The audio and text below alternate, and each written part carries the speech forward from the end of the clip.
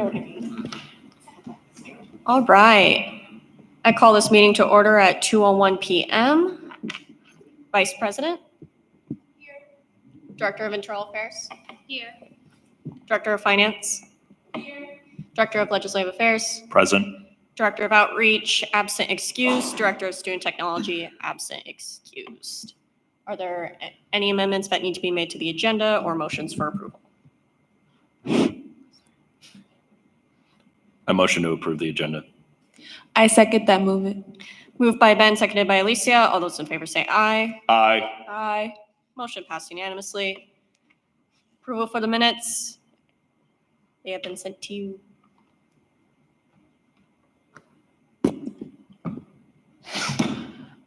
I motion to approve the minutes. Is there a second? Seconded.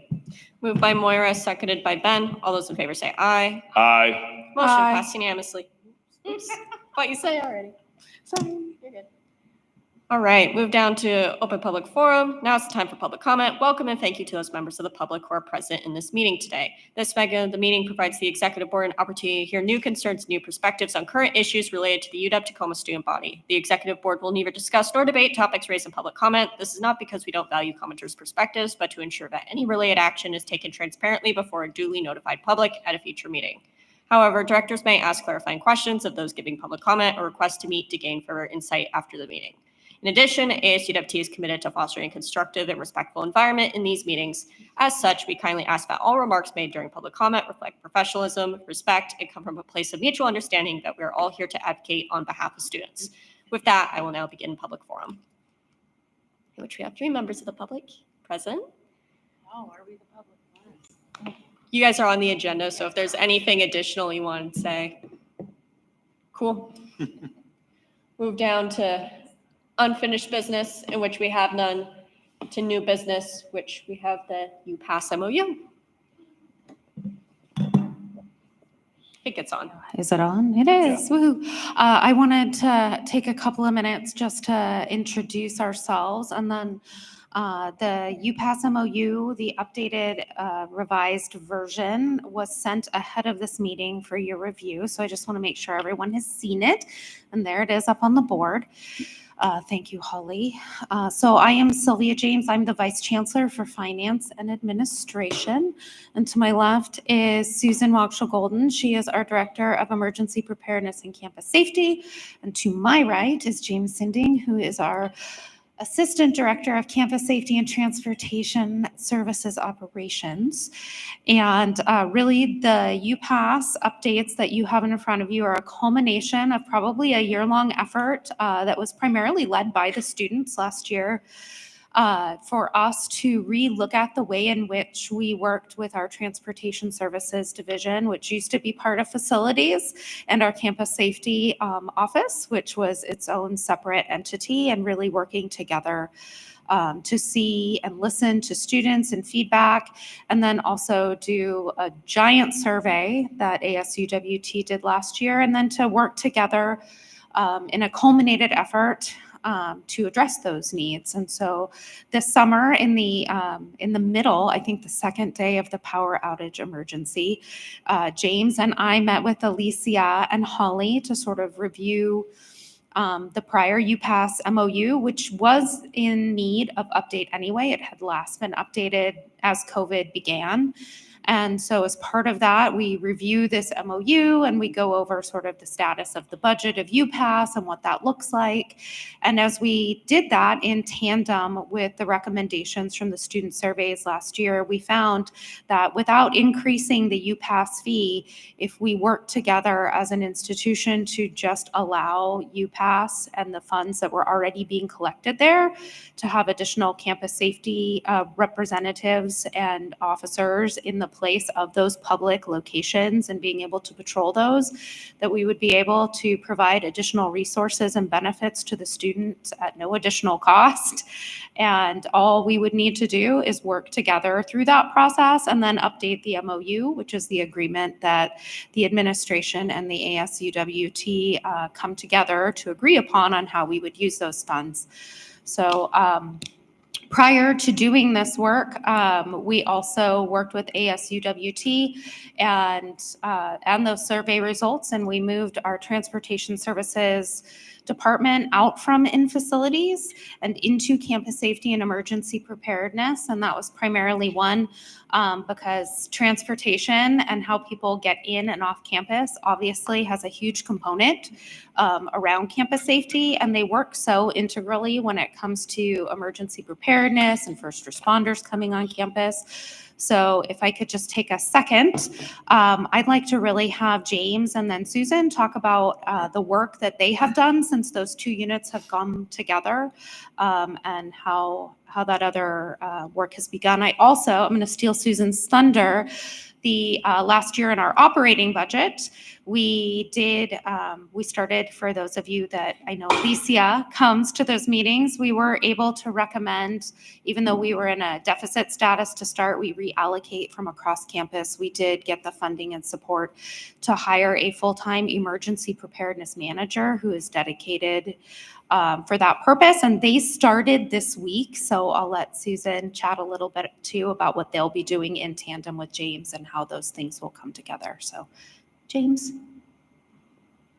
Thank you. So yeah, as Sylvia said, we already worked with campus safety prior to being within their department on a few of the items because it just made the most sense that way. Since being part of campus safety, we've been able to look at some of the funds that we capture through parking citations and parking fees to actually eventually replace some of the vehicles that campus safety has, because some of them are over the threshold of what state vehicles should be kept for, and we'll be adding some new technology to those vehicles so that they can help safety officers do patrols more efficiently and effectively. And we have actually provided additional safety to some of the enforcement officers that we have out in the field, and we actually have been working on a plan on changing those enforcement officers from students to actual employees and additional safety officers. So we have a plan. We're just waiting to really put it into work. So. Yeah, and the other exciting part too is having more administrative capacity. So we do more educational outreach with our students. Because one of the things that we discovered through this partnership is the lack of awareness of UPass. And for some students that are navigating between their jobs, between maybe TCC they're taking classes, coming to UW, how can they best utilize their time, but also their benefits? So part of the planning process with our new emergency preparedness manager, his name is David Munson. He actually comes from Multicare healthcare system and is very excited to be here. And that will kind of help making those connections and partnerships and really leveraging of how do you navigate safely around, not just in downtown Tacoma, but utilizing the UPass as a way to get out of the food deserts. How do you understand that, let's say I'm working really late and I'm not getting in my vehicle, so I might be very drowsy or distracted. So we reduce those type of accidents that could happen, especially when it's around midterms and finals, right? Everyone's like rushing. So how can we leverage those benefits and raise that awareness? And so that's kind of also looking at how we have our lots and lighting and working throughout the summer and just moving forward on this. So we're really excited partnering with everyone here as well for our 25 initiatives and planning. And we just continue this partnership because that's what really builds our success. So what you have in front of you today is recommendations that we worked with Alicia and Holly on for updates to the MOU. It just allows us to utilize these funds for additional campus safety officers and patrols in the transit locations to help continue to keep students safe. And then additionally, there was one other update, and it was around reserves. And I think the prior MOU, I can't remember right off the top of my head, I don't have my glasses on, had a very I'm all for keeping things consistent and in the plainest talk. And it was like 1/8 or 1/12 of the operating budget, which is like point whatever percent. And I was like, can we update that just to say 10%? It's consistent with all the other language for all the other reserve policies, and people don't have to try to guess at what that looks like. And so other than that, we didn't make any other changes.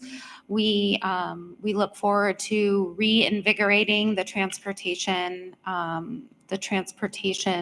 what is it called in this one? The Transportation Coordinating Committee or Coordinating Advisory Committee. There we go. As part of this, it had been put on hold because of COVID. And so that was also another opportunity for us to be looking at this. But so in front of you today is just that MOU, and upon approval, hopefully, of ASUWT, we'll be able to utilize these funds to create safer transit locations on campus.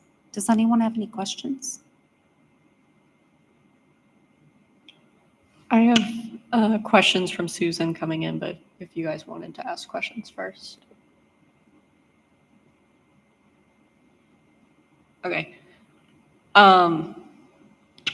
If there is one question is, if there is a lack of funds in the UPass during a given year, so if like say enrollment dips, who will cover the cost?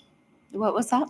In the case of a significant enrollment dip, who would end up covering? These would be full-time employees, so they would be covered out of the operating budget. At any given time, we sit and do a sort of big review. So within my division, I have finance, administration, campus safety and security, transportation, facilities, all of those other pieces. And so we don't have the authority to increase those budgets, but it would mean that in the event of an enrollment dip, well, I'm also the one that oversees the budget work. So we would also then begin other budget cutting, things to be looking at across the campus. And so we would be then leveraging all of those pieces. But we are looking for these positions to be full-time classified employees so that we can have consistent coverage. So those people are trained in all of the additional trauma response and Narcan administration and those kinds of pieces. And that was one of the other really huge things we looked at when we looked at parking lot work as well, which was that a number of those, one, it was hard to find employees to do that work. They were part-time, but then additionally, they were student workers. And as you guys are all aware, and as our survey results show, our parking lots are not the safest place on campus. And so this is really then trying to ensure that the people that are in those parking lots doing that kind of work are actually trained campus safety officers who can help people that may be in distress while they're there, and get everyone else sort of out of harm's way. But yeah, it would be the operating budget.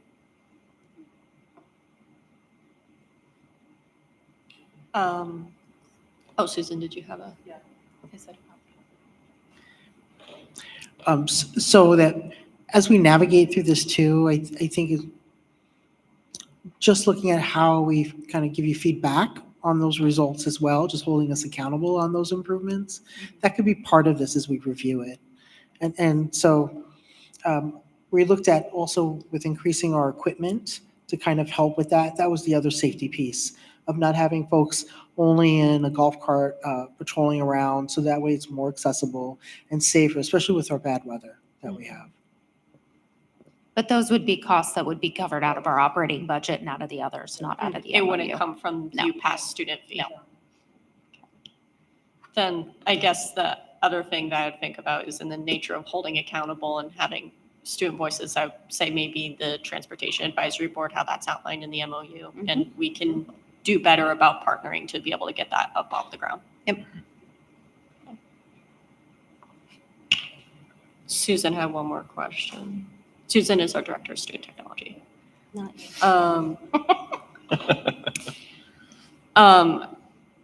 Will van pools be more accessible on the Tacoma campus? Because if we can't easily have it or go up to Seattle, then. So a couple of updates there. So Seattle did stop providing UCAR to the Tacoma campus. However, I met with Pierce Transit a couple of weeks ago, and we just put James in connection with Pierce Transit to start thinking about some other pieces that Pierce Transit could help us with. Some of their long-range planning includes, beginning in March of 2025, our buses coming every 15 minutes rather than 30, expanded hours.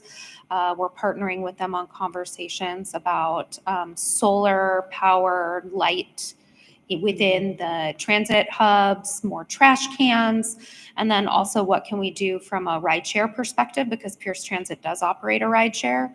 And so what would the steps look like for staff, faculty, and students to have access to that? So those conversations have just started. I think I sent the email yesterday. So we're really excited to partner, do more partnering with them. And that actually came as a coordinated effort as we started to look at our master plan work. And so for any of you who've been following that, that's also in our shop. So Joe Lawless, who's the chief of staff, and then myself and Ben Mock, who's our real estate and development director.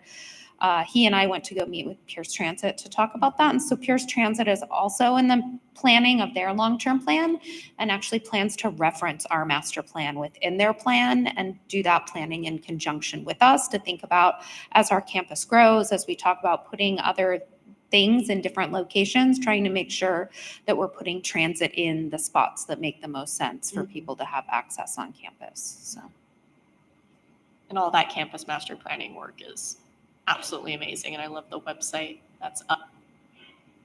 and I sent a message this morning to Alicia. I know you've gotten as well. It went out on UW line and out on the FNA divisional email, but we do have other opportunities for student feedback on the master plan the first week of December. There will be more in January as well as we continue to refine that, that effort. So I really hope that you all engage in that. There's online surveys as well if you can't be in person, but you know, it takes a collective group effort, and we can't master plan for what's really in the best interests of the students if we don't have participation. So if you could please ask people to fill out a survey or attend one of those in-person sessions, we'd appreciate it. Are there any additional questions? I don't think so. Woohoo. Any action that we will take today, or we- So is this action or to vote on approving this MOU? Okay. we need to- Yeah, action.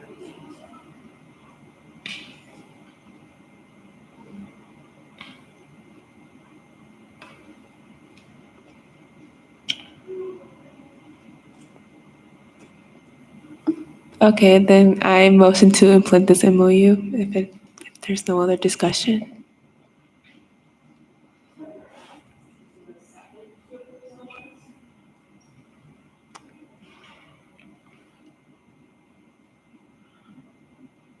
I think I want to table it for next meeting.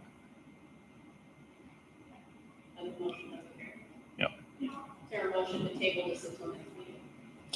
Motion to table till next meeting. Moved by Beth, seconded by Nora. Please say aye. Aye. Aye. Abstain. Nay.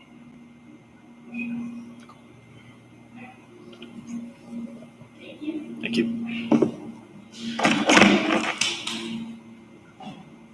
Right.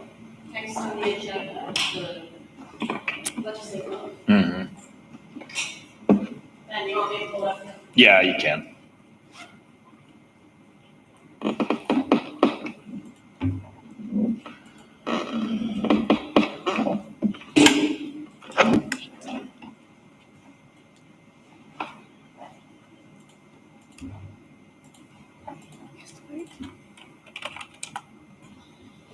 So isn't that on? Oh.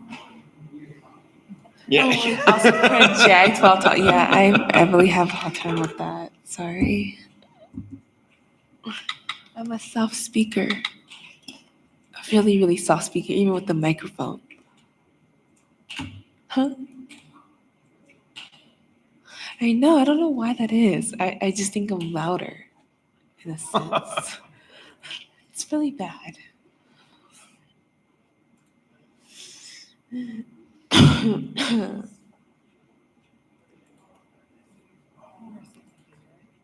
Hmm? Yeah. Ben, can you make it public, please? Hmm. Let me text Ashley because she made the document.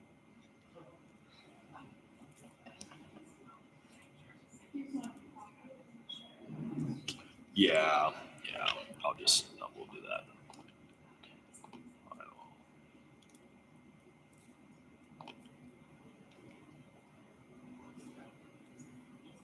I didn't read it. Oh, you don't have access. Holly, you should have access Yeah, I because she have sent it to you yesterday. I'm not logged into my personal. Oh, that's why. Okay. Yeah. I can log into my personal though. It's okay. Okay. I'm just emailing it to you.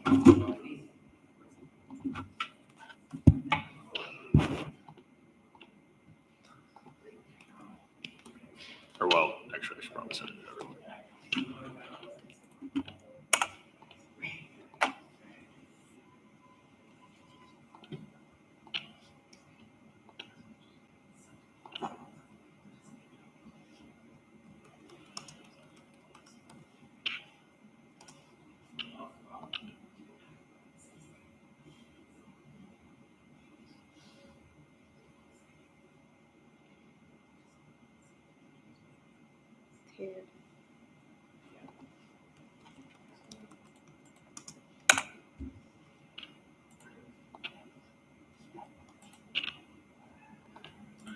This one should work.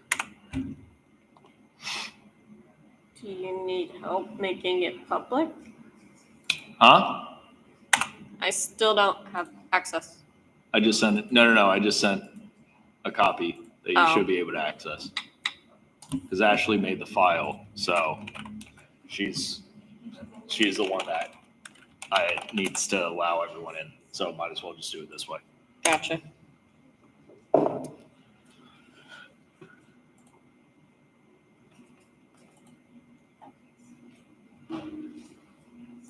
Oh, it's a copy.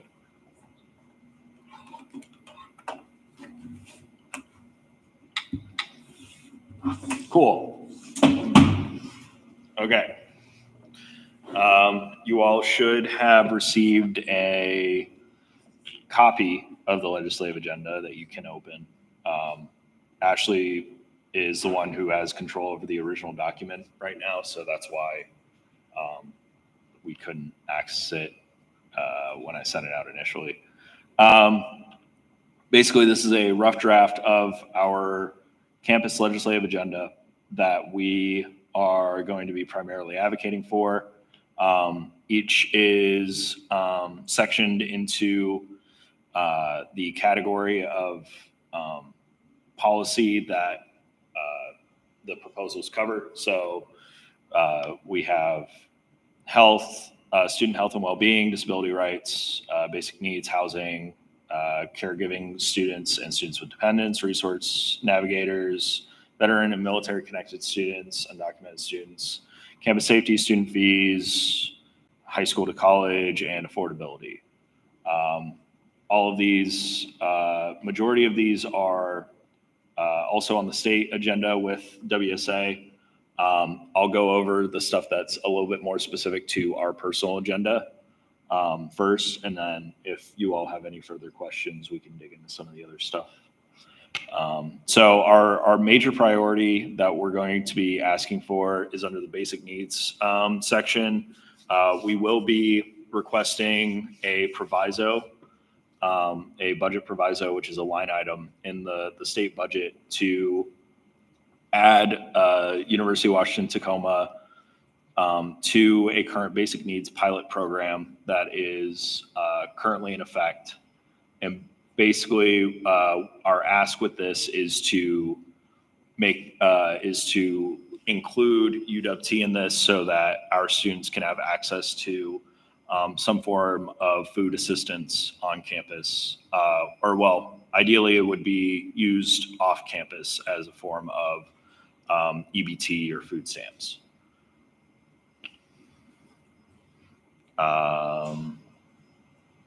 a little bit of background on this specific pilot. It was also implemented when in the same bill that implemented the resource navigator that we currently have on campus. Currently, the other two four-year universities that are included in this pilot are Western and Washington State University Pullman. What we are still working on figuring out is their programs that they currently have are not just a general program that applies for all their students. There are specific parameters that have to be followed with their programs. I believe WSU Pullman, theirs is primarily focused on essentially being able to use EBT on campus in their own dining hall. And it's specific to, I forget which class standing. One of them's sophomores and one of them's juniors. So it realistically, what we'll probably end up asking, it's not going to cover all students on campus. So we, Ashley and I will have to kind of work that one out and talk with the legislator that we get to sponsor this about those specifics, as well as the Washington Student Achievement Council. Does anyone have any questions on that?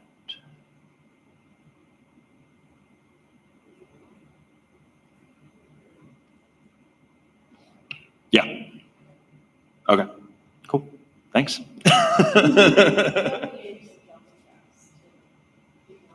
Oh, yeah, yeah. Okay, it might be muted. You might.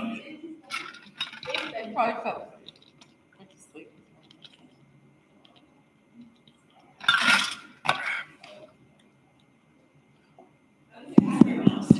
Yeah, I think we're good. Yeah. Did you know audio services is going to be part of your, Yeah. is that part of the training to get master's? He was also a theater major, so I mean, yeah, we'll pass this one around. Does anyone have any questions or comments? This is kind of random and I could Google it, but for affordability and the financial aid, what does it mean when you say 70% and tackles the cliff problems? What are cliff problems?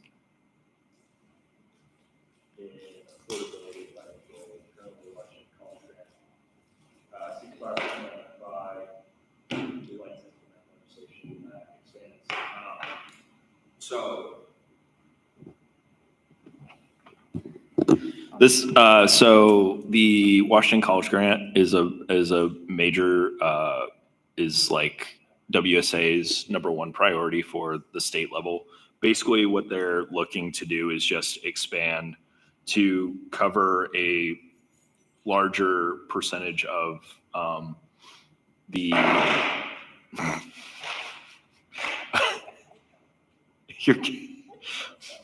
MFI means median family income.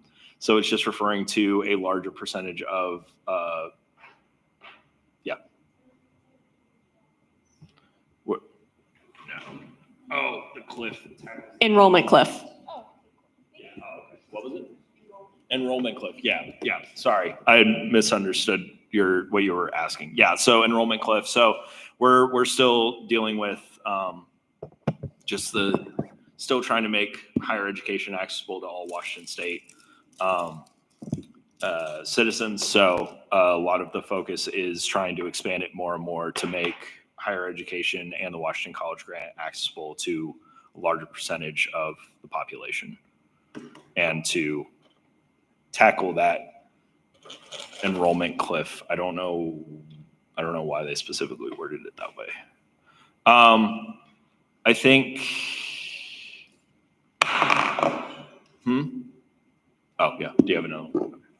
Yeah, it's fine. It's just the passing. The fast food thing in other states, is it working? Do we know? That's interesting. I haven't heard of that. I just am wondering. high school to college? So, great. Sweet. So this one is this one we're a little iffy on because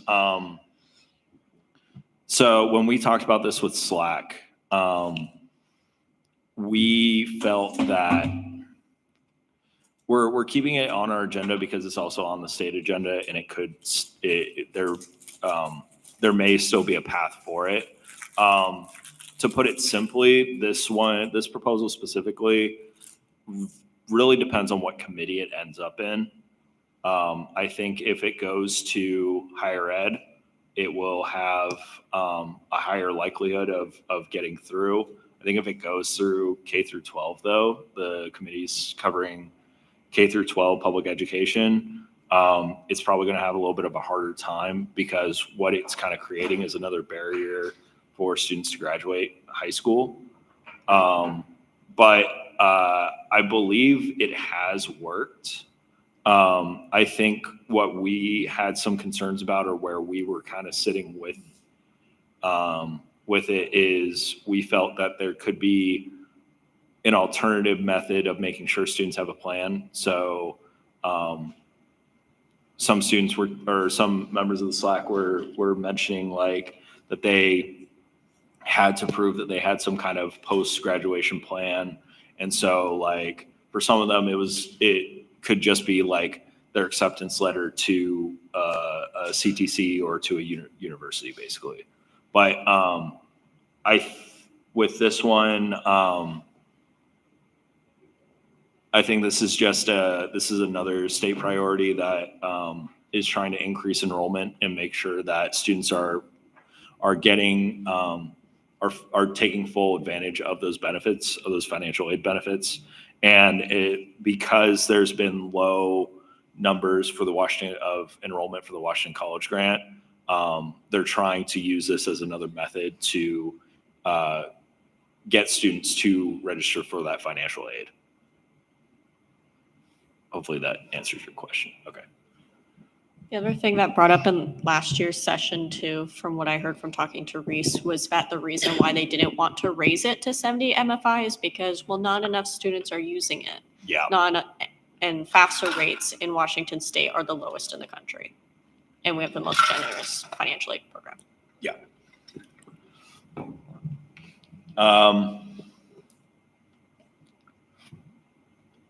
Were there any other areas that people had questions on? I mainly wanted to cover that proviso.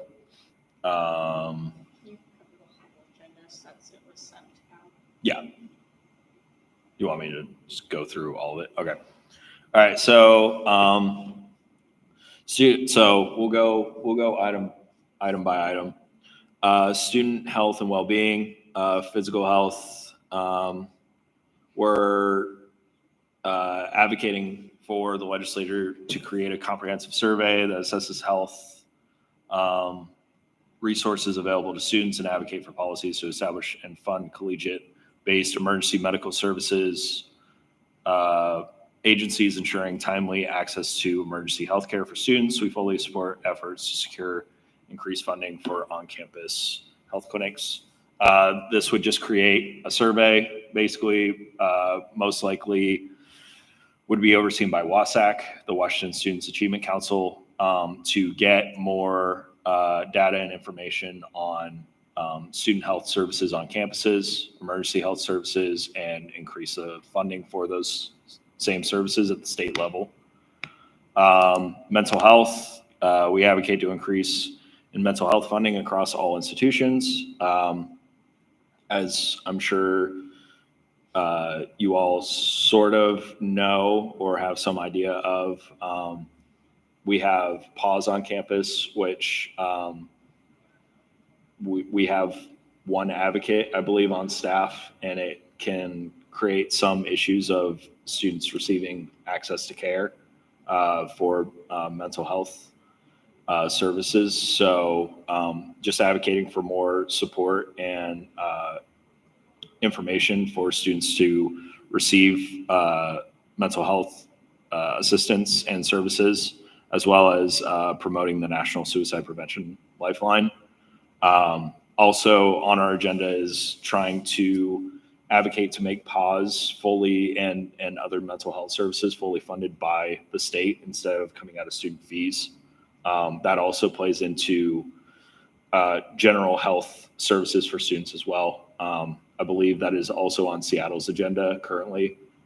It's just not on WSA's state agenda, but we're going to be discussing with Seattle and probably Bothell as well for UW as a tri-campus to advocate to try and make these health services state funded as opposed to funded by student fees. Anyone have any questions on health and student well-being? Okay. Disability rights.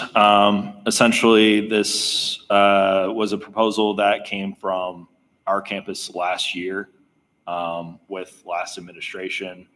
So 25% of first-time students with disabilities drop off college at the end of the first year, with percentage increasing by 35% at the end of the second year. The most prevalent barriers for students with disabilities include architectural barriers, lack of information, inaccessible technology, or regulations that are not followed. Additionally, students with disabilities cite stigma, discrimination, lack of knowledge of support, and how to access them as key factors limiting their ability to disclose their disabilities in post-secondary education. Specifically, students with disabilities face challenges receiving the accommodations they need due to a change in required documents. For many to receive new documentation, it is just too expensive as they end up not applying. It seems unnecessary to make students who have received accommodations all through their educational career get new proof once they reach college. At the federal level, the RISE Act would streamline process for students with disabilities to get accommodations. Students could use IEPs to establish proof of their disabilities, and there would be increased transparency into how schools secure accommodations for students. Introducing similar legislation at the state level would ensure an equitable college experience for students with disabilities. Included with this as well, we would be advocating for disability testing on campus, as we've been having more discussion to the cost of learning disability testing, such as for like ADHD and autism, are kind of ridiculous. I believe the cost for like getting tested for autism is about $3,000. So increasing resources and access to those resources for students, making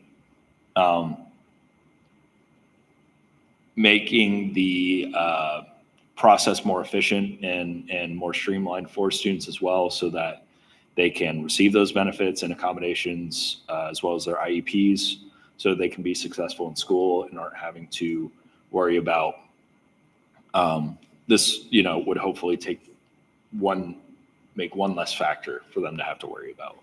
And then, like I already mentioned about disability testing on campus.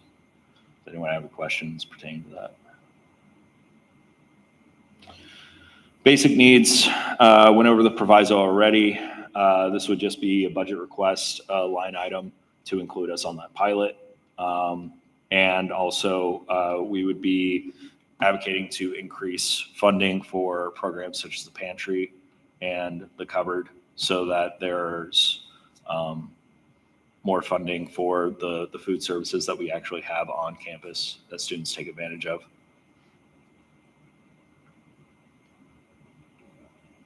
Okay. Housing.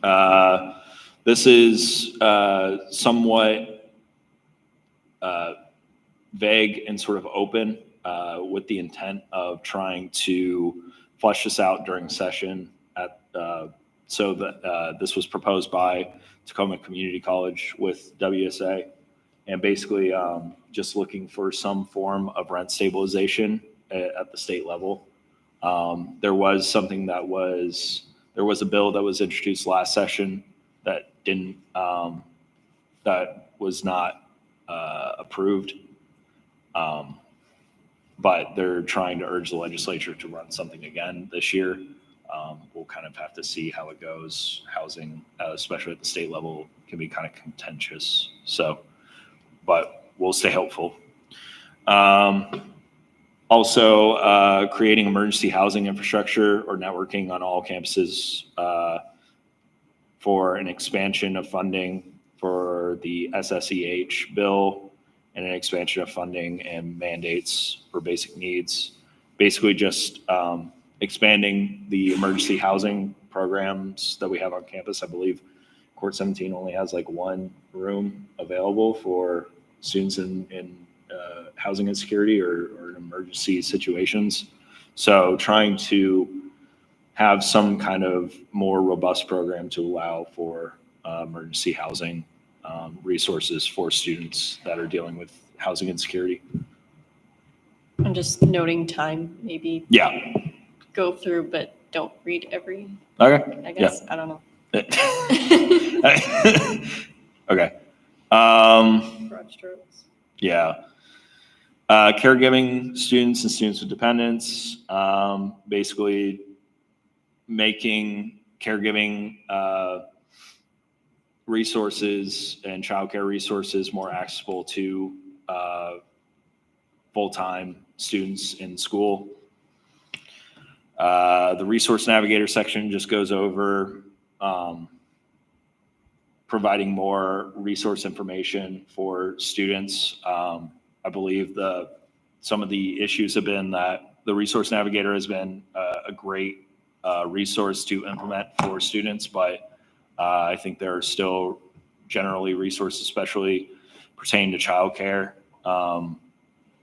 that students have mentioned are lacking. So just making sure that these resource navigators have the training and are aware of these other resources for students. Veteran and military connected students. This is not on the state agenda. This is just on our campus agenda because these were proposals that were brought to me by the Student Veterans Organization. Basically just providing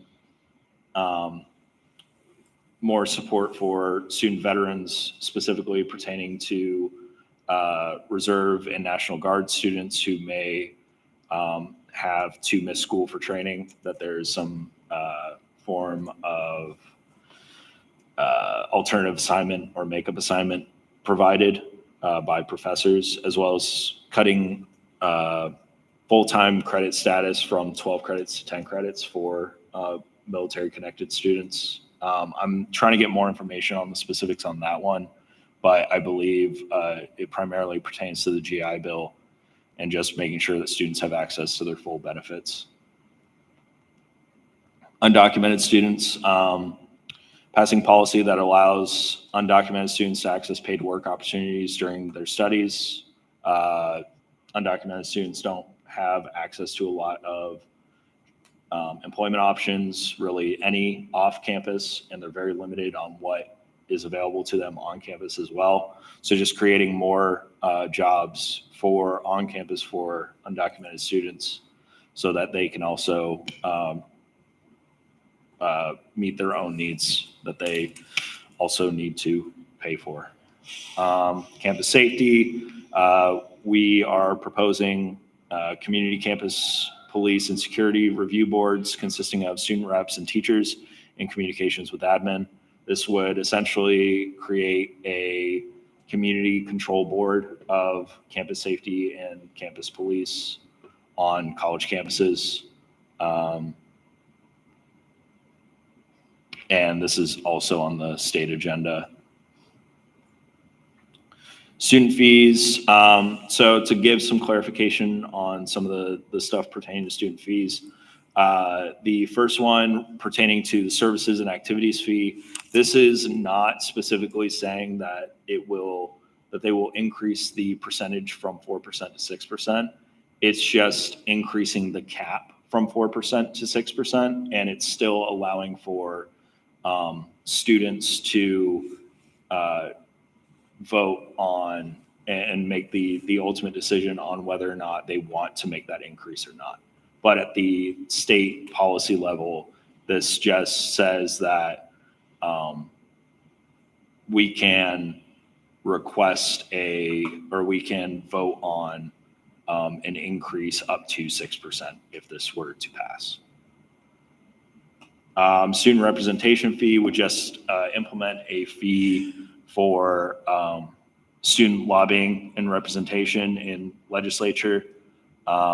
This has been something that we've had some discussion on already, but this would implement this at the state level so that other universities are also implementing this and writing it into policy. Alicia, do you have something or? No, keep going. Oh, okay. I'm after. Okay, you just looked like you were about to say something.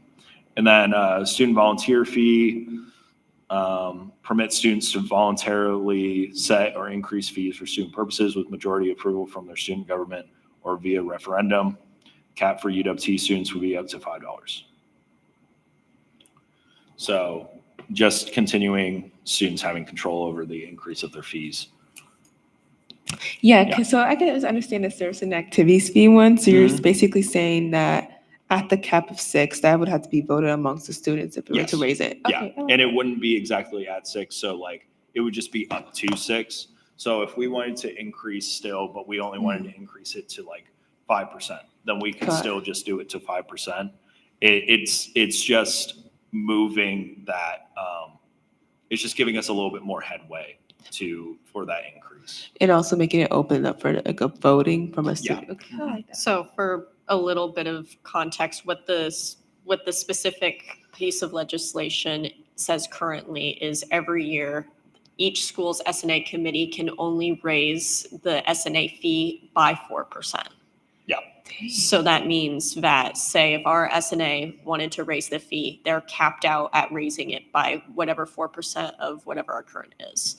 So what this legislation does is it gives the committee the opportunity, it moves that cap from 4 to 6. So if in the context of our S&A, they can decide, well, maybe we want to raise it by 5% rather than 4 or. Okay. Okay, sweet. And then high school to college, we already went over the FAFSA enrollments, financial aid, increasing the Washington College grant, and course materials to exempt required course materials from local and state taxes at campus bookstores. This would basically make our books purchasing at campus bookstores specifically tax exempt.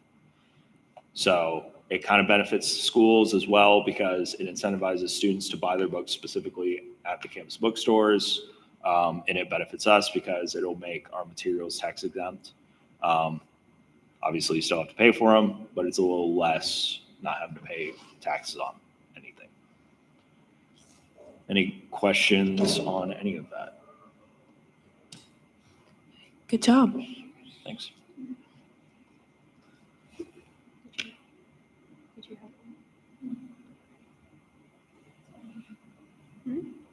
Yeah, I know. Yeah. It's freezing. Did you have one? So then, for my understanding and for planning, you next week you'll have a fleshed out version of this agenda. So this is more like to just put what we are going to be advocating for on here, and then for next meeting we'll have more detailed explanation based on data and stuff like that for what we're advocating for.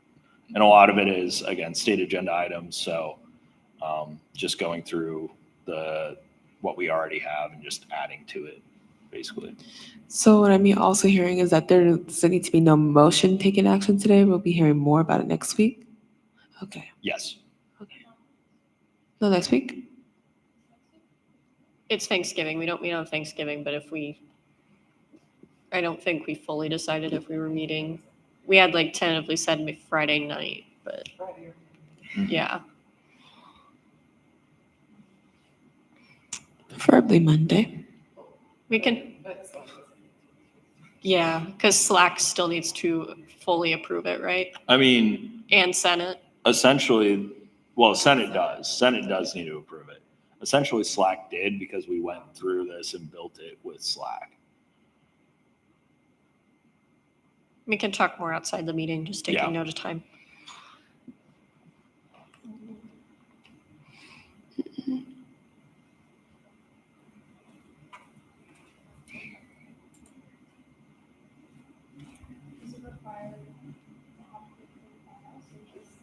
Both. Both. What was the question? That has to be approved, By both. but yeah. I think we changed the bylaws over the summer to make it both before it was just Senate, I think. Okay, quickly, director updates. No, not really, but like what Sylvia mentioned, there's also UW Tacoma Master Plan happening on December 3rd on the Tuesday. So for staff and faculty and students are able to come. Student have his own timing to come to it. So look into your emails if you want to go.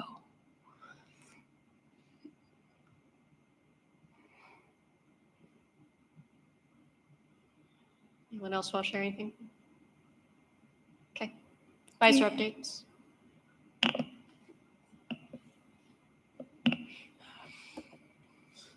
I don't really have much.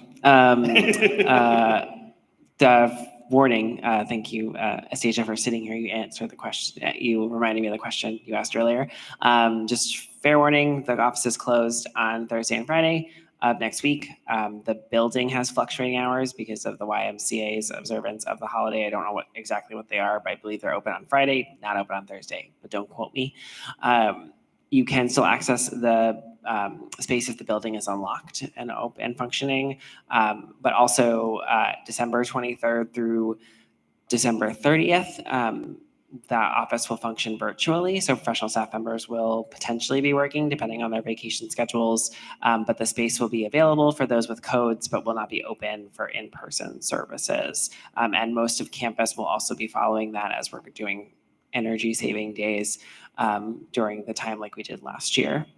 So keep those on your calendar and remember those. Hopefully you'll all be resting after the fall quarter. And just know that our winter quarter is starting on January 6th this year. So it happens New Year's, we're off.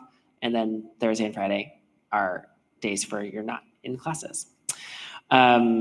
Just a reminder regarding Huskies on the Hill and that planning, and it's going to come up faster than we realize. So talking about it, getting information out, and helping with Ben and Mariah's efforts to make sure it's known is a work that we can be doing now, and really pushing because, yes, students are focused on finals and break, but there's only like 4 weeks when we're back before we're headed to Olympia.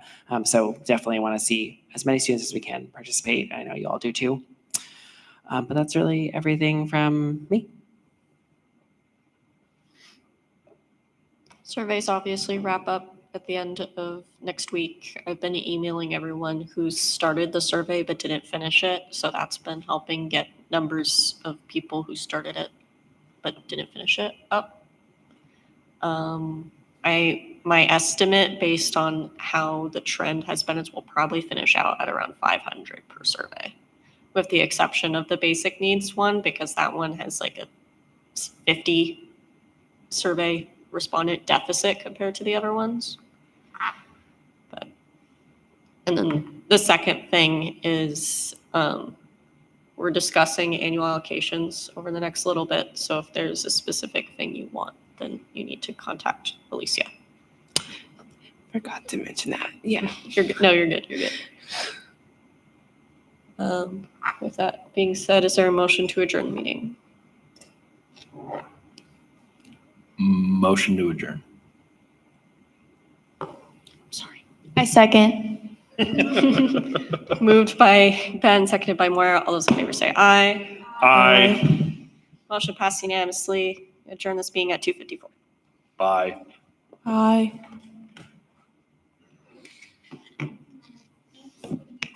Connor, there's no other mics, is there? There's no